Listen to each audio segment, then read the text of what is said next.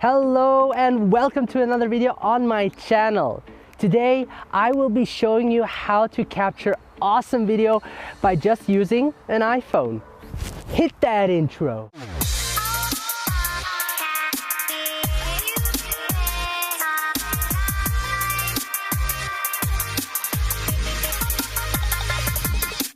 Nowadays, the chances are high that the phone you carry with you records video. I'm using an iPhone X that can record up to 4K 60 frames per second or 1080p 240 frames per second. Now, I prefer to record in a 4K 60 frames per second because 4K gives me sharper image that allows me to crop in when I want to adjust the framing, and 60 frames per second is enough for me to give it a nice slow motion look when played back on a 24 frames per second timeline.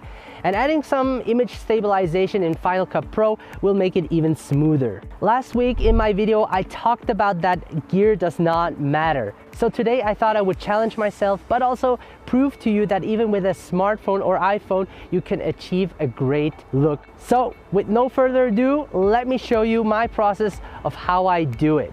All right, let's first set the settings on the iPhone so we can record in 4K 60 frames per second. And if you don't have 4K 60 frames per second, then choose 1080p 60 frames per second. The important thing is that you shoot slow motion so you can slow it down in post-production to give it that slow motion look. When adding stabilization, it gives you even a smoother looking footage.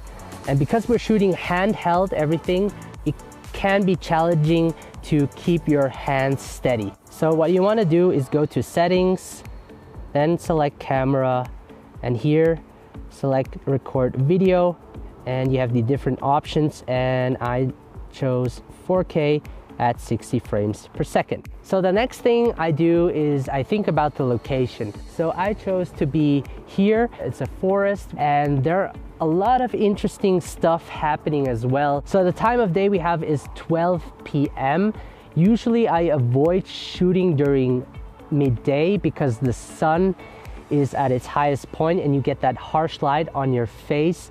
But because it's cloudy, the clouds function as a huge diffuser, softening that light. So we can definitely work with that. I think this would be a great opening shot for the video. I'm gonna make a revealing shot. So what I really like are those leaves flowing on the river. So I will also take a shot of that. There's a swan behind my back and I'm gonna try to take a video of that nice looking swan.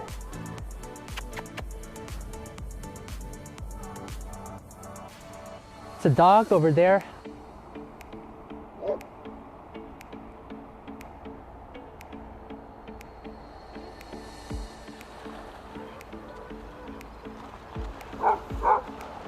Beautiful. Did you see that? I just got a really nice shot.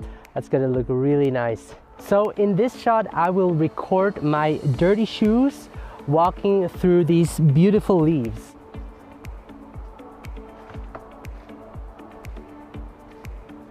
So next, what I want to do is take a close-up of those leaves, and the nice part about it is that the sun is behind, illuminating it from the back, and I just love lighting subjects when the light is in the back. You'll see what I mean.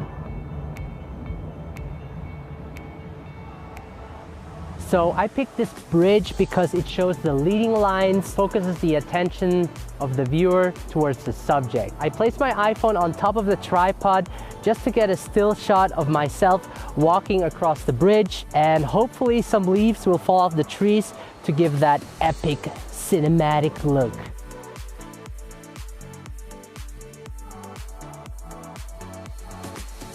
All right, so we are done recording our video. We're gonna head back to my office and import everything into Final Cut Pro X. Whoa. Sorry about that. I actually decided to edit the video first so that I can show you the steps behind my editing process. So what I first did is I airdropped all of my footage from my iPhone into my computer to a project folder and imported all of the clips into Final Cut Pro X. Now a quick tip, because everything is shot in 4K 60 frames per second, my computer has a hard time editing it. So what I do is I create a new project that is set to 1080p 60 frames per second. After the edit, I change the project settings to 4K 60 frames per second and export it in that format. The next thing I do is I select the best portion of the clip and set an in and out point and drop it into the timeline. I then slow each clip down to around 50%. Even though slowing the clip down makes the footage look smoother, additionally, adding stabilization will increase the smoothness of the clip. I then reorganize all of the clips so that it tells some kind of a story. For example, I knew that the revealing shot would be my opening shot, so I placed that at the beginning of the timeline. I choose the ending shot to be me walking across the wooden bridge. I already selected the music that would fit the mood of the story. Music is one of the most important things to consider because it enhances the story you are telling and makes it easier, at least for me, to edit. So I dropped the music into the timeline and shortened it to fit it to the length of the video clip. Now I also added sound effects that sets the tone of the entire video that pulls the viewer in. Now as I said earlier, because we shot in 4K, it gives me the ability to crop in without losing much detail if exported in 1080p. Now I want this clip to export in 4K, so I have to be careful to crop in not too much. In this case, the reason I want to crop in is to adjust the framing of the video to give it a nice composition. You want to make sure you compose your shot also before editing, meaning during the shoot. After that, I color correct all of the footage. I added a LUT to the adjustment layer to give it a nice overall look. To make it even look more cinematic, I added a letterbox to the whole video as well as some tiles, and voila, we are done. Once again, I want to thank you guys so much for watching. If you enjoyed this type of video, please leave a like and let me know in the comment section below. If you haven't subscribed yet, please do so, and I can't wait to see you in the next video.